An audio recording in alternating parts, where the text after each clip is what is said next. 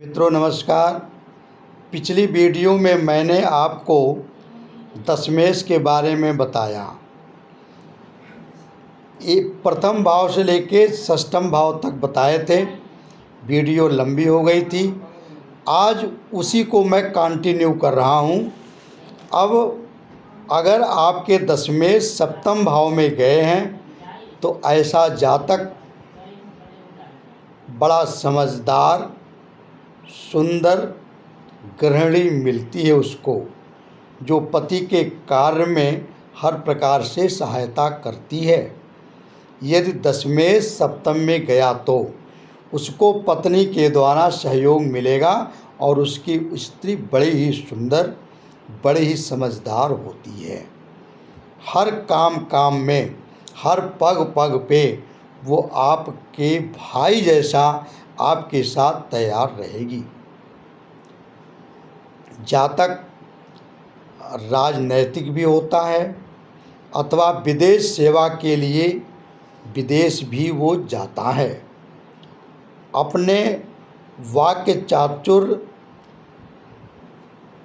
एक वाक्य चतुरता होती है। अपनी वाक्य चतुरता के कारण तथा लक्ष्य प्राप्ति के लिए वो प्रतिष्ठित होता है। जो सोचता है वो लक्ष्य को वो प्राप्त करता है। जैसे मान लीजिए आप कोई काम करना चाहते हो और आप नहीं कर सकते, बाद में थक गए, तो ऐसी स्थिति आपको मिलेगी कि आप जा कर के चलो ठीक है आप बैठ जाओ, मैं पूरा कर देती हूँ। अगर आपका दशमेश सप्तम में गया है तो वो साझेदारी तथा सहकारिता से धन अर्जित करता है। कुछ लोग पूछते हैं मित्रों कि यदि पंडित जी ये बताइए कि हम साझेदारी में, अपने पार्टनरशिप में कोई काम करना चाहते हैं, सफल होंगे कि नहीं। तो उनका जवाब ये है, अगर दशमेश सप्तम में गए हैं तो वो हर काम पार्टनरशिप के द्वारा करते हैं। अब सफल होंगे कि नहीं, इसको देखने के लिए उनका सप्तम भाव मजबूत है तब सफल होंगे, सप्तम भाव कमज़ोर है तो वो असफल होंगे। ठीक है जी। यदि दशमेश पर पाप ग्रहों का प्रभाव हो तो हर प्रकार की बुराइयों से वो व्यक्ति घिरा रहता है तथा यौन विकृतियों का शिकार हो जाता है। कुछ व्यक्ति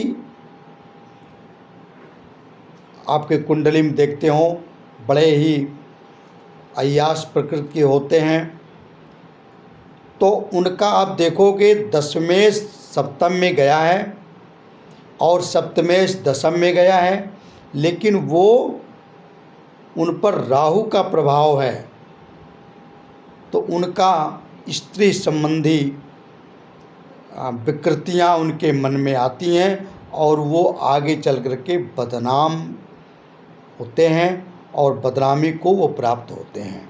अगर वही मजबूत है तो बहुत अच्छा है, कमज़ोर है, शत्रु क्षेत्र में है, शत्रु राशि में है या शत्रु नक्षत्र में बैठा है, तो उस समय उसको बुराइयां ही मिलेंगी। यदि आपका दशमेश अष्टम में है तब क्या होगा। अष्टम भाव में, आपके कुंडली के 8वें भाव को अष्टम भाव बोलते हैं। ऐसे जातक को जीविका के संदर्भ में व्यवधान आने की आशंका होती है। यदि दशमेश शुभकत्री योग में हो, शुभकत्री का मतलब ये होता है कि अष्टम भाव के पहले भाव में और अष्टम भाव के दूसरे भाव में शुभ ग्रह बैठे हों, उसको शुभकत्री योग बोलते हैं। अथवा शुभ ग्रहों से प्रभाव हो, बृहस्पति और शुक्र, बुध, चंद्र की दृष्टि हो या युति हो, तो जातक अल्पकाल के लिए कार्य क्षेत्र में उच्च पद पर प्राप्त होता है। छोटे समय के लिए किसी भी रूप में आपके दशमेश को अष्टम भाव में नहीं जाना चाहिए। कर्म को खराब कर देते हैं, कर्म में बाधाएं आती हैं।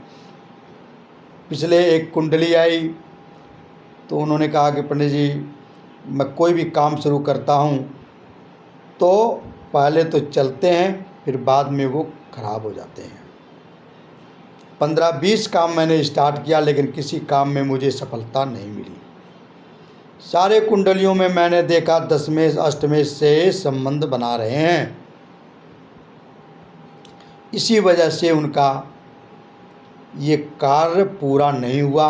और वहीं मान लीजिए अगर शुक्र, बृहस्पति और शुभ ग्रह दृष्टि डालते हैं या शुभ कर्तृ योग में होते हैं तो थोड़े दिन के लिए तो अच्छा रहेगा, लेकिन बाद में उनका खराब हो जाता है। ऐसी कुंडलियां मैंने बहुत देखी हैं। ये जो मैं आपको बता रहा हूँ सब रिसर्च का विषय है, इसमें किसी भी प्रकार की आशंका वाली बात नहीं है, 100% सत्य है ये। यदि दशमेश पीड़ित हो तो व्यक्ति में अपराध करने की प्रवृत्ति बढ़ती है, व्यक्ति वो अपराधी हो जाता है। अगर दशमेश अष्टम में बैठ करके और पीड़ित हो जाए, पीड़ित का मैंने बहुत सारा उदाहरण आपको बताया है कि अस्त न हो, अशुभ ग्रहों से दृष्टि न हो, पाप कर्तृ में न हो, पाप नक्षत्रों में न हो, ये सब पीड़ित हो जाते हैं। अगर वो पीड़ित होता है तो व्यक्ति अपराधी बन जाता है। अपराधी का मतलब क्रिमिनल टाइप का। यदि ऐसे दशमेश पर गुरु की मान लीजिए दृष्टि है या प्रभाव है या युति है या आपस में स्थान परिवर्तन है तो जातक पराविद्या अथवा आध्यात्मिक गुरु बनता है। अच्छाइयाँ भी हैं। गुरु का प्रभाव अगर दशमेश पर पड़ गया तो व्यक्ति पराविद्या के द्वारा, ऐसी विद्या होती है जो परा अपरा 2 विद्याएं होती हैं, तो ऊपर की विद्याएं होती हैं तो उसमें व्यक्ति निपुण होता है। और या तो आध्यात्मिक गुरु, जैसे आजकल बहुत सारे गुरुजी लोग हैं आध्यात्म सिखाते हैं, तो आध्यात्मिक गुरु भी बन सकता है। यदि गुरु के स्थान पर दशमेश पर शनि का प्रभाव हो तो जातक मरघटों, कब्रगाहों आदि के लिए कार्य करता है। शमशान घाट में जो डोम होते हैं, ऐसी जगहों पर वो व्यक्ति काम करेगा यदि दशमेश अष्टम से संबंध बना ले। अष्टम दशमेश पर शनि का प्रभाव हो जाए। शनि शूद्र कहे जाते हैं, नीच लोगों से संपर्क बनाते हैं वो। मित्रों, अगर आपकी कुंडली में या किसी कुंडली में दशमेश नवम भाव में आ जाए और यदि वो मजबूत हो, दशमेश का नवम भाव में होना जातक को आध्यात्मिक रूप से अत्यंत सबल बनाता है। ऐसा जातक आध्यात्मिक जिज्ञासा रखने वालों के लिए दिशा प्रदर्शन का कार्य करता है। जातक आर्थिक रूप से संपन्न होता है, वो आदर्श पुत्र होता है तथा पैतृक कारोबार को आगे बढ़ाने में सहयोग करता है। अपने पिता के कार्य को वो आगे बढ़ाएगा और वो अपने माता पिता का आज्ञाकारी पुत्र होगा जिसका दशमेश नवम भाव में चला जाए। मजबूत है तो जातक दान पुण्य के लिए बहुतेरे कार्य करता है। सीधी सी बात है, दशम भाव है कर्म और नवम भाव है धर्म। नवम, दशम और नवम का जब संयोग होता है, जैसे दशम भाव है कर्म, अष्टम भाव है बाधा, तो कर्म में बाधा, कर्म में न्यूनता। उसी प्रकार से दसम भाव है कर्म, नवम भाव है धर्म। आपका धर्म ही कर्म रहेगा। हाँ, यदि मजबूत है तो, बली है तो। अगर दशमेश पर, वही फिर पिछली बात मैं बता रहा हूँ, अस्त है, शत्रु क्षेत्री है, शत्रु घर में है, शत्रु नक्षत्र में है, तो उल्टा अपने पिता से नफरत, शत्रुता, धर्म कार्य से नफरत। अगर वहाँ युति भी शनि है, राहु हैं आपके नवम भाव में, तो बिल्कुल उल्टा जो मैंने बताया सबका उल्टा ही समझना। चलिए अब हम बढ़ते हैं दसम भाव की ओर, पूरब की ओर। चलिए दसम भाव, यदि सशक्त दसम भाव दसम भाव में बैठा हुआ है, अपने व्यवसाय नौकरी में अत्यंत सफल होता है। जिसका दशमेश दसम में ही बैठा है, फिर पूछना ही क्या है। नौकरी करेगा तो उच्च पदों पे रहेगा, व्यवसाय करेगा तो भी उच्च पदों पे रहेगा। प्रतिष्ठा और सम्मान बहुत अधिक प्राप्त होते हैं उसको, अगर वो मजबूत है। अगर उल्टा है, दशमेश पीड़ित है, फिर वही बात जो मैंने आपको बताया, पीड़ित हो, अस्त हो, शत्रु क्षेत्री हो, शत्रु राशि में हो, अगर इस प्रकार से दशमेश है तो अपने काम धाम में वो अशक्त रहेगा, काम ही बिल्कुल नहीं करेगा। आप डंडा मारते रहोगे लेकिन वो चारपाई से उठेगा नहीं, उठाते रहोगे, पानी डालते रहोगे उसके, लेकिन वो 10 बजे के पहले चारपाई नहीं छोड़ने वाला। जातक आत्मसम्मान को खो देता है, उसको कुछ भी कहते रहो, कुछ उस पर कोई प्रभाव नहीं पड़ने वाला। डंडा मारो, लाठी मारो, कुछ भी करो, गाली दो, गलौज दो, लेकिन वो सम्मान खो देता है। लोग एक ठेठ हिंदी में कह लो बेशरम, उसको किसी का शर्म नहीं है। कोई कुछ कहे, क्या कहेगा, मैं नहीं करूँगा। कोई कुछ भी कहे, मैं घर नहीं छोड़ूंगा, कमाने नहीं जाऊंगा, कुछ काम नहीं करूंगा, हाँ खाना तो अच्छा अच्छा भाई चाहिए। तो ऐसा दशमेश अगर पीड़ित है तो, अगर वो मजबूत है तब तो वो फिर उसको क्या पूछना है, उसको आपको जगाने की ज़रूरत नहीं पड़ेगी। आप बोलोगे 4 बजे उठ के तैयार, आप देखोगे चारपाई पे ही नहीं है। तो दशमेश अगर मजबूत है तो अच्छा है, और दशमेश अगर दशम में है, अगर पीड़ित हो गया तो वो एकदम अधम है। अच्छा जी, छोटी मोटी सुविधाओं के लिए याचक बना फिरता है वो, अगर वो कमज़ोर है तो। जैसे अपने लिए भी वो दूसरे से मांगता हुआ ही फिरता है। वह पूरी उम्र अन्न दूसरे पर ही निर्भर करता है, वो कभी नहीं कमाता। वो दूसरे कोई बनियान दे दे, कोई पैंट दे दे, कोई शर्ट दे दे, कोई अंडरवियर दे दे, वही पहन के उसका जीवन यापन चलता है, तथा असंतुलित बुद्धि का होता है। यदि ऐसे जातक के दशम भाव में 3 या 3 से अधिक ग्रह दशमेश को छोड़कर हों तो जातक साधु होता है। दशमेश का दशम में बैठना अच्छा है, लेकिन सशक्त होके बैठे तब अच्छा है। बुरा होके बैठे, कमज़ोर होके बैठे, निर्बल होके बैठे तब अच्छा नहीं है।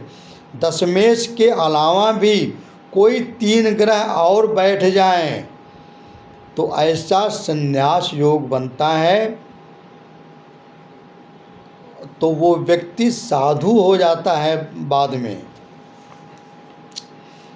अब आई बात एकादश भाव की, आपके कुंडली के 11वें भाव की। अगर दशमेश एकादश भाव में जाता है तो जातक अत्यंत धनी होता है, अत्यंत भाग्यशाली होता है, सद्कार्यों में वो रत रहता है। रत मतलब हमेशा उसी में लगा हुआ रहता है। सैकड़ों लोगों के लिए आजीविका का प्रबंध करने वाला होता है। वो ऐसा काम करेगा जिससे हजारों लोग, सैकड़ों लोग अपना जीवन यापन करते हैं। जैसे आजकल भाई अंबानी हो गए, अडानी जी हो गए, ये लोग, इनका आप देखोगे तो दशमेश एकादश भाव से संबंध बना रहा होगा। अच्छा जी, अत्यंत सम्मानित लोग ऐसे लोग होते हैं, इन्हें बहुत सारे मित्र और सहचर्य भी होते हैं। किंतु यदि एकादश भाव पर दुष्ट पापी प्रभाव में हो, शत्रु राशि में हो और जातक के लिए हर प्रकार से मुश्किलें उत्पन्न कर देगा। मित्रों, चिंता का कारण भी बना रहेगा। ऐसा व्यक्ति हमेशा चिंतित होता है। दशमेश का 11वें में जाना बहुत बड़ी बात है, बहुत अच्छी बात है, लेकिन दशमेश और एकादश भाव को बली होना चाहिए। निर्बली अगर है, मैंने बताया, अगर वो बली है तो अंबानी जैसा, और निर्बली है तो किसी भिक्षुक जैसा। दोनों जमीन और आसमान का अंतर कर देता है। एक कुंडली आई तो देखिए, थोड़ा सा जानने वाला व्यक्ति, अल्प ज्ञान जो होता है वो विनाश का कारण भी बनता है। कुछ लोग कहते हैं कि अरे महाराज, इनकी तो दशमेश एकादश में है, दशमेश चतुर्थ में है, दशमेश ऐसी जगह है। लेकिन है तो क्या हुआ? है तो, अगर बली है तब तो देखने की ज़रूरत ही नहीं पड़ेगी आपको, उनकी कुंडली देखने की ज़रूरत नहीं पड़ेगी। अपने आप वो लोगों के एग्जाम्पल बन जाएंगे। अगर वो निर्बल हैं तभी ज़रूरत पड़ती है, महाराज इतने अच्छे ग्रहों के साथ इनका काम नहीं चल रहा है। कुछ लोग कहें कि महाराज इनका एकादश में भाव में बैठा है, ये तो वृद्धि का घर है, ये तो वृद्धि का घर होता है। लेकिन 3, 6, 9, 12, 9, 11 ये वृद्धि का घर होता है।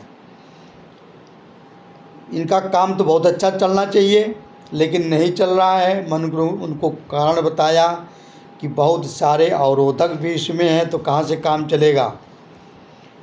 तो किसी भी भाव में जाना अशुभ नहीं होता, लेकिन वो बली में हो, बली हो। अब हम बताते हैं आपको द्वादश भाव के बारे में।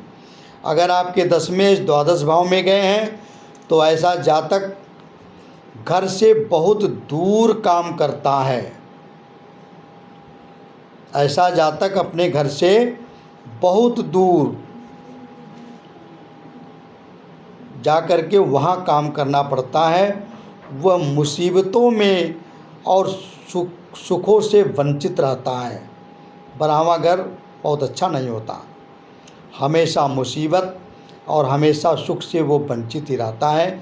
यदि अच्छी दृष्टि, अच्छी युति है, शुभ कर्तृ योग हैं और उच्च का दशमेश हो तो जातक आध्यात्मिक जिज्ञासु बनता है। वो आश्रम भी है तो जातक जो है वो आध्यात्मिक बन जाता है। यदि दशमेश पर पापी प्रभाव हो तो जातक अपने परिवार से दूर रह कर के बिना प्रयोजन के भटकते रहना तथा कभी सफल न हो पाए। वो तस्करी जैसे किसी गंदे काम में लिप्त हो जाता है यदि दशमेश दशम द्वादश भाव में जाता है। अगर राहु दशमेश को प्रभावित करे तो जातक आपराधिक प्रवृत्तियों वाला हो जाता है और ठगी करे तथा परिवार के सदस्यों संबंधियों के लिए संताप का वो कारण बनता है। एक चीज़ और है, अगर दशमेश द्वादश भाव से संबंध रखता है, द्वादश भाव विदेश का होता है, द्वादश घर विदेश का होता है, तो विदेश वही मैंने आपको बताया बहुत दूर, वो विदेश ही हो गया, विदेश में ही वो काम करता है। सप्तम दशमेश का सप्तम में जाना, विदेश में जाके काम करना और सुखी रहना, लेकिन दशमेश का द्वादश भाव में जाना, विदेश में जाकर काम तो करना लेकिन थोड़ा सा पीड़ादायक जीवन व्यतीत करना, ये अंतर होता है। मित्रों, इतनी सारी चीज़ें मैंने आपको बताई, इसका निष्कर्ष आप ये जानो कि दशमेश का किसी भी भाव में जाना बहुत खराब नहीं होता। अगर वो बली बैठा है, मजबूत स्थिति में बैठा है, तो उस भाव से संबंधित आपको अच्छा परिणाम दिलाएगा। अगर वो किसी अच्छे घर में बैठा है, अगर वो निर्बली है, तो अच्छे घर का प्रभाव आपको नहीं मिलेगा। मित्रों नमस्कार, वीडियो को लाइक सब्सक्राइब अवश्य करना अगर ये वीडियो आपको पसंद आई हो तो, और अगर आपको किसी प्रकार का संदिग्ध हो, दुविधा हो, बात समझ में नहीं आई हो तो कमेंट अवश्य करना, उसका मैं जवाब दूंगा आपको। नमस्कार, धन्यवाद।